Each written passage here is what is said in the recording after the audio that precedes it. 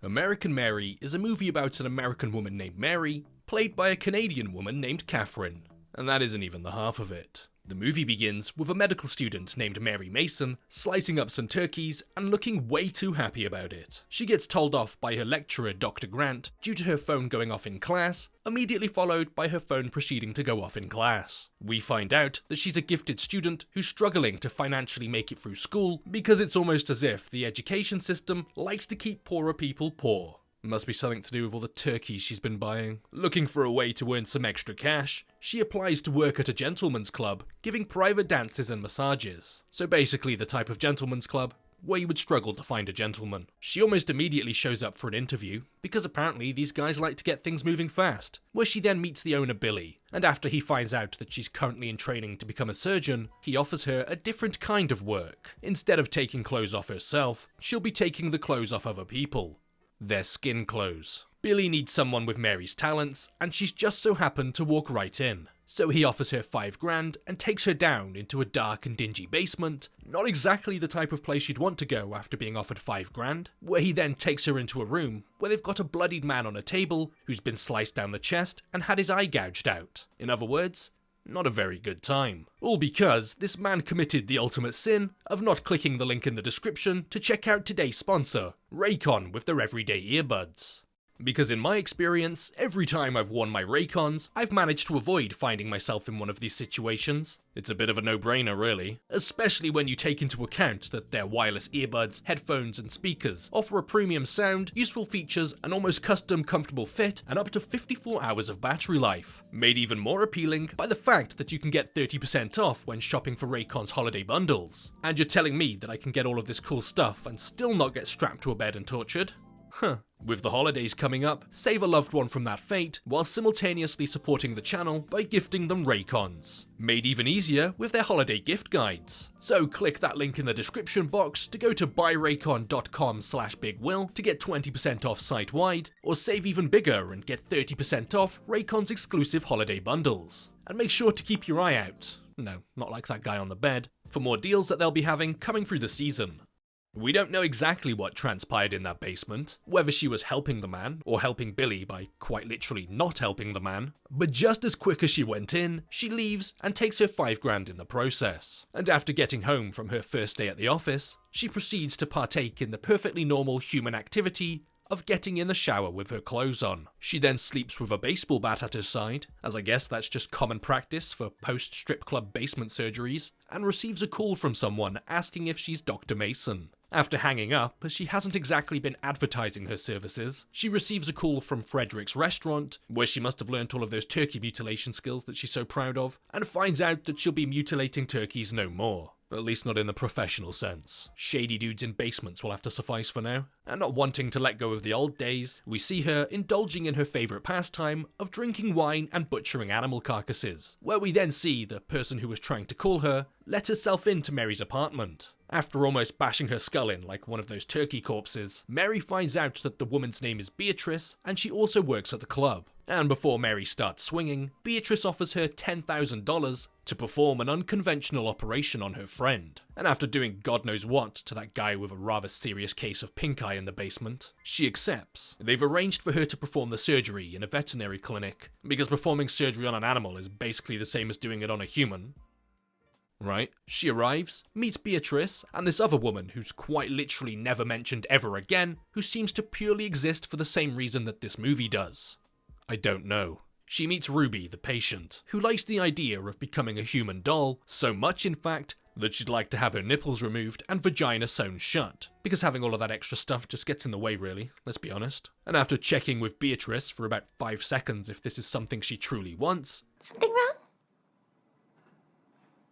Nope. She agrees and doesn't think twice. After putting Ruby to sleep, she prepares her for surgery and proceeds to remove the milk taps, removing any unwanted skin down there, followed by her then sealing up the baby door exit. And after getting home and puking due to the thought of her creating a no-ussy, we see her training at the hospital with another one of her teachers, Dr. Walsh. He has her inform a family that their father has just suffered from a heart attack, immediately followed by having her inform them that he's also died, which Mary does without so much of skipping a beat, as if human emotion seems to be something that she's quite lacking in. That explains the clothes showering. Once she's done crushing the hopes and dreams of small children while using their grief as a training exercise, she finds Beatrice waiting for her outside, where she gives her a thank you gift from Ruby, an expensive dress that couldn't have come at a better time, as she's just been invited to a surgeon's party by Dr. Walsh and Dr. Grant, two of the most creepiest looking dudes who ever existed, and definitely not the type you'd like to go to a party with. I bet they all get together and cut up turkeys with big stupid smug smiles across their faces. Later that night before the party, she's looking at Ruby's website before clicking a link that takes her to an extreme body modification site, followed by her slamming the laptop shut in disgust, because apparently stretched ears are far worse than an inverted vagina. She arrives at the party and is immediately given a drink by the world's most smiley man, who keeps on insisting that she drinks more, before then being given another drink by Dr. Walsh and Dr. Grant, followed by her starting to feel uneasy as her vision blurs and her words begin to slur. And yes, this is unfortunately going exactly where you think it is, serving as the catalyst to make this already emotionally void human with a particular set of skills learned through years of turkey mashing turn her attention away from poultry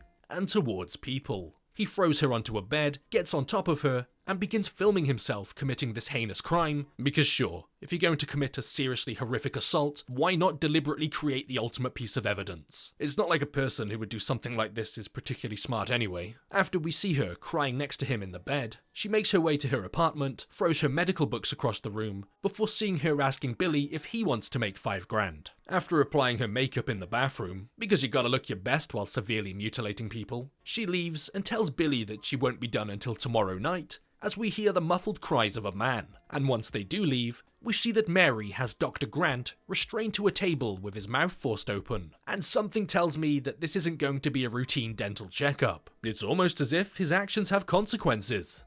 Who would have thought? She tells him that she quit med school today, but it's okay, as she's got another promising career ahead of her. She tells him that since he's always telling her that surgeons can't make mistakes, she's going to have to practice her new line of work: body modification surgery. And what better way to practice than working on a live subject? Tongue splitting, implants, teeth filing, genital modification, and the not so voluntary amputation. She's gonna need to learn them all. An undisclosed amount of time then passes, and we see that Mary's now running her body modification operation right from her home. But it's not long before she's approached by Detective Dolor, an officer investigating the disappearance of Dr. Grant. And an officer who I think is supposed to have a British accent. You'd think I'd be able to tell, but it becomes rather difficult to understand due to it sounding like a constant mix between British, Australian and South African. We found a lot of questionable things of a deviant sexual nature. This guy's accent has had more flight miles than a certain dead island-owning millionaire. Dr. Walsh gave the detective a list of women who might have a reason to make Dr. Grant disappear.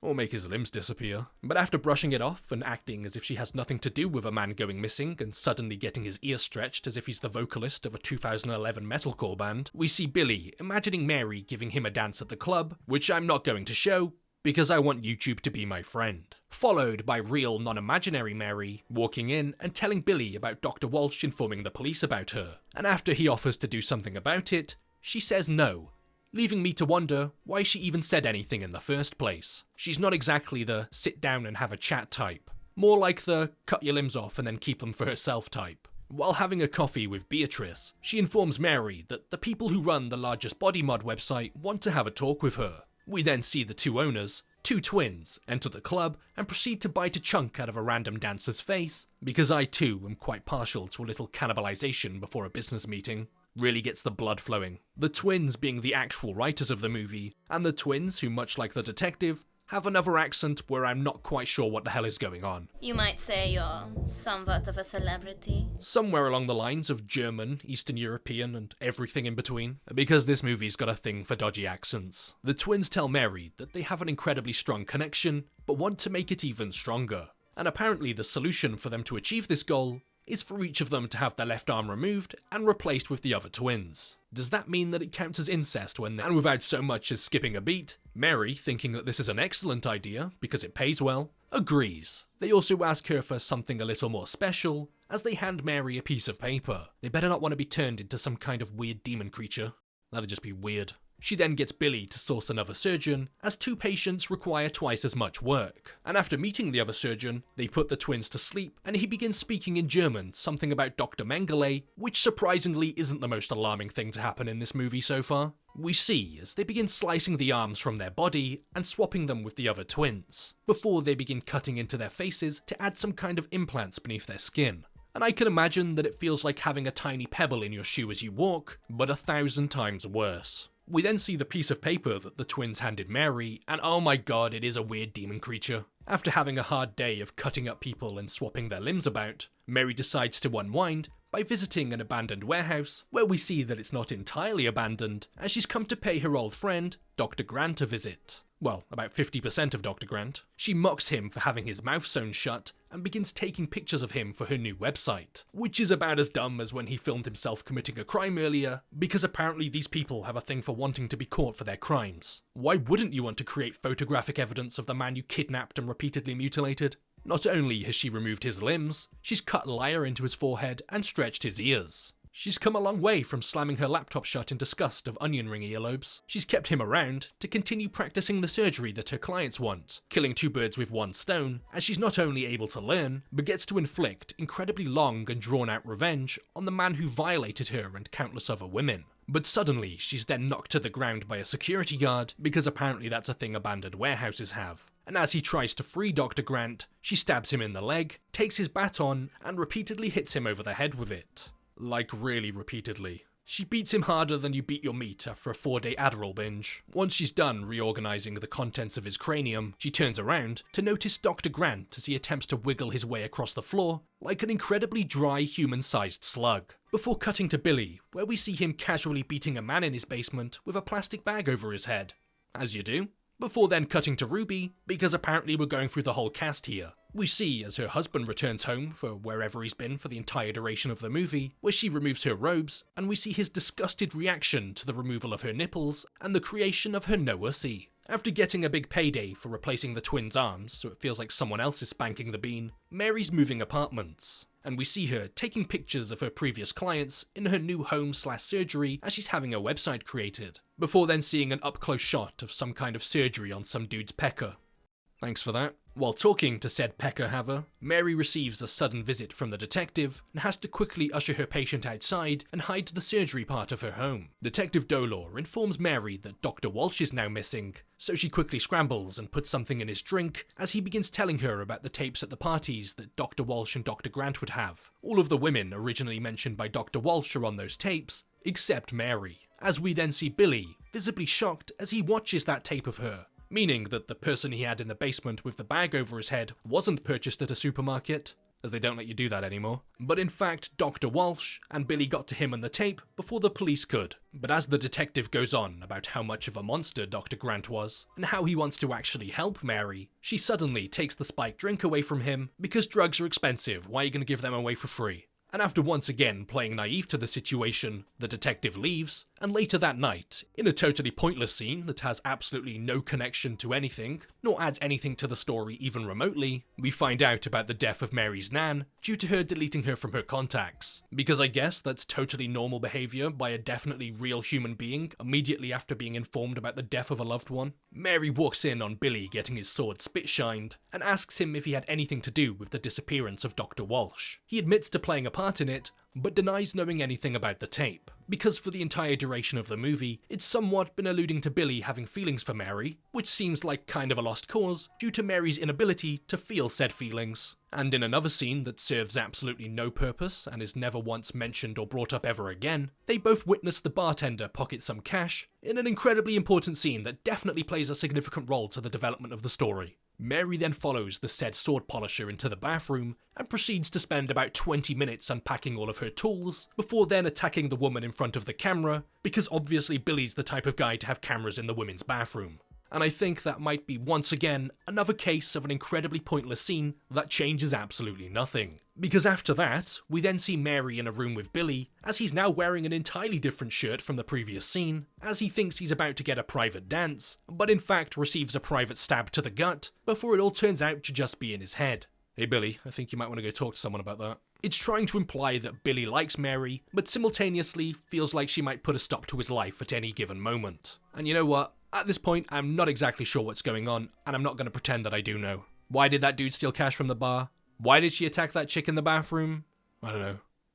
Real Mary then approaches him at the bar, and he tells her that Beatrice has stopped answering his calls and has stopped coming to work. And later that night, as Mary returns home, Beatrice calls her, as we see her lying on the floor with a swollen eye while covered in blood, leading me to think how long has she been lying there in that condition if she hasn't been coming to work long enough for Billy to think she quit. Maybe she just had more important things to do. It turns out Ruby's husband did it to her after finding out about what happened to his wife due to him wanting to know who performed the surgery. When suddenly, someone stabs Mary from behind before she channels her inner cannibalistic, strange accent twins and bites a chunk out of his neck, killing him in the process. She then crawls her way into her operating room and begins making a big mess of the lovely floors as she goes. She begins attempting to perform surgery on herself before ultimately failing as she bleeds to death, and we see the police in her apartment going through her things, finding a book containing all of the pictures of Dr. Grant and his dramatic weight loss. The movie then ends with Detective Dolor entering the operating room to find her lying there lifeless on the floor.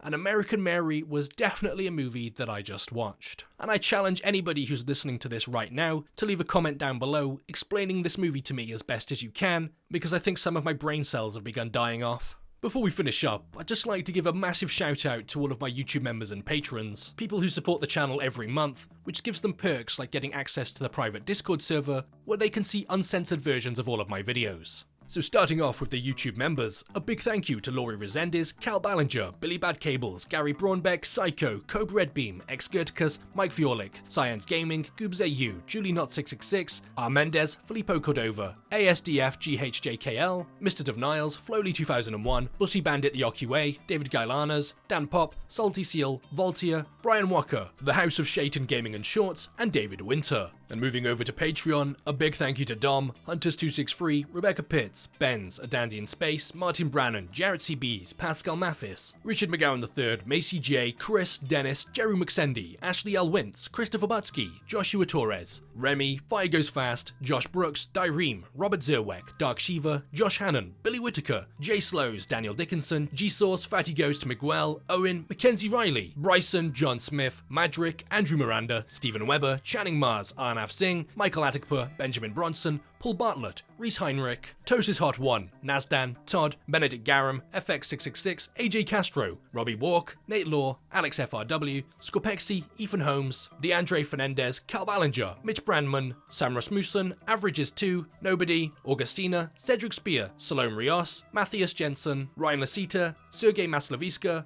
Fentom, and Edgy Boy K. So once again, a massive thank you to all YouTube members and patrons, and a huge thank you to everyone else for watching.